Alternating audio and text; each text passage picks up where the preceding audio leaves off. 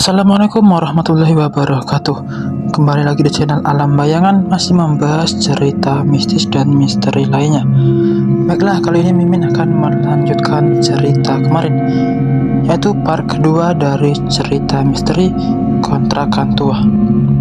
Dan bagi yang baru bergabung, jangan lupa tekan tombol subscribe, like, share, serta lonceng notifikasinya agar tidak ketinggalan video terbaru yang menarik yang Mimin upload setiap harinya. Baiklah, marilah kita simak cerita misteri pada kontrakan tua ini.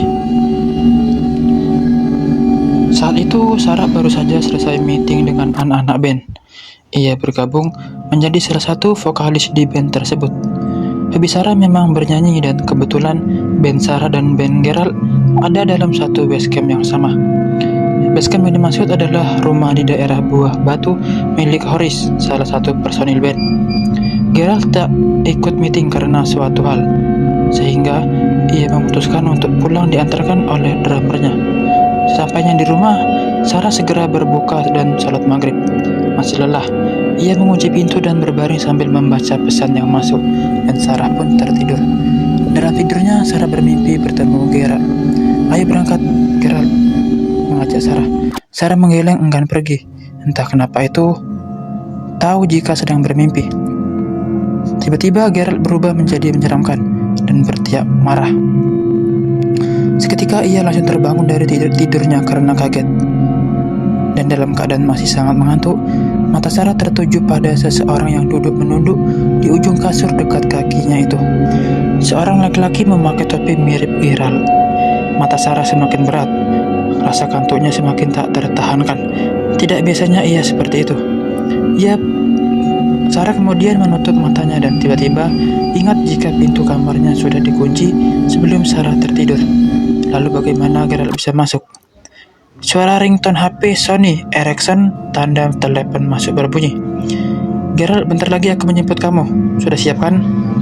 "Ral, tadi kamu ke kamarku," kata Sarah. "Gerald baru pulang ini dan baru telepon kamu." Sarah langsung berdiri menyambar pegangan pintu dan masih dalam keadaan terkunci. "Nong woi, sebentar lagi aku jemput lo ya." Ia menutup telepon dan segera keluar dari kamar. Ajani sedang bersila di ruang depan kamar Sarah sambil bermain HP. "Pak, tadi si Gerald kesini nggak?" "Nggak ada," jawab Ajani tanpa berpaling dari HP-nya. "Yang benar." "Beneran, sehari ini nggak ada tamu yang sini." Sarah terdiam dan berusaha mengabaikan.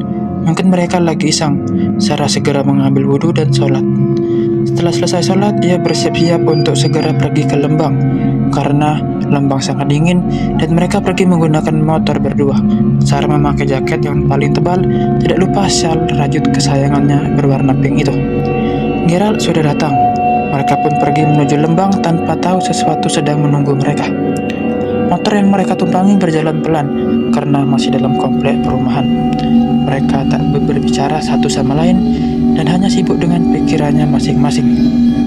Seketika mendekati sekolah SMA, Sarah melihat seorang kakek berjalan pelan. Sarah terus memperhatikan kakek tersebut tanpa sadar. Kakek tersebut berada jauh dari motor mereka. Posisinya di sebelah kanan jalan dan berjalan membelakangi Sarah dan Gerald. Semakin lama semakin mendekat. Hingga di pertigaan SMA, kakek itu mengambil jalan ke kanan, persis seperti yang akan kami lakukan.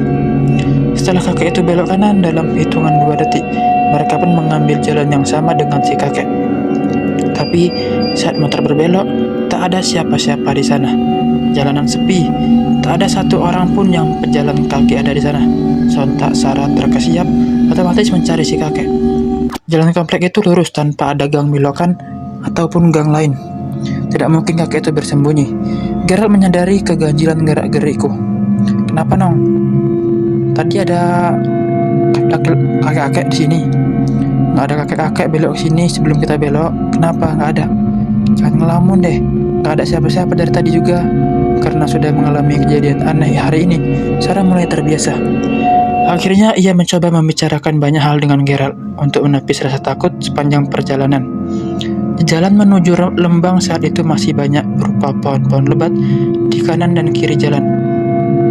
Saat itu tepat di tanjakan sebelum kafe yang akan mereka datangi, Sarah melihat seekor kucing hitam melintas di tengah jalan dekat sekali dengan lintasan mereka.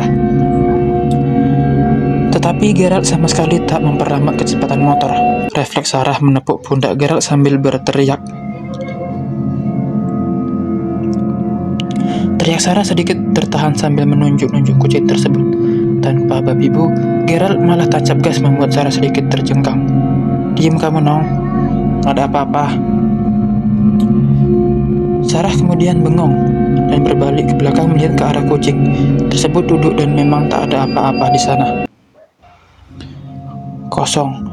Dan ia pun shock karena jelas-jelas kucing hitam tadi itu bukan halusinasi. Lanjut mereka pun akhirnya sampai di kafe. Mereka segera turun dan memilih saung dan kemudian memesan Indomie keju kornet. Sarah memesan teh manis panas, sedangkan Geralt memesan kopi panas. Sebenarnya saat itu Sarah masih gelisah karena kejadian terakhir. Tapi mereka sudah sepakat tak mau membahas dan berusaha mencari topik obrolan yang lain. Sarah pun lupa karena larut malam, suasana malam yang sangat dingin. Langit cerah berbintang ditemani minuman hangat rasanya nikmat sekali. Tak terasa waktu imsak datang, tanda mereka harus segera pulang agar bisa menunaikan sholat subuh. Kami meminta bil. Saat waiters datang menyerahkan bil, dia bertanya, "Ateh mau pulang sekarang ya?" "Iya." "Yakin?" "Iya." "Hati-hati di jalan ya." "Iya, makasih ya," sahut Sarah. Mereka berjalan menuju kasir dan terjadi lagi percakapan yang serupa. Kasir tersebut meminta Sarah dan Geralt untuk berhati-hati.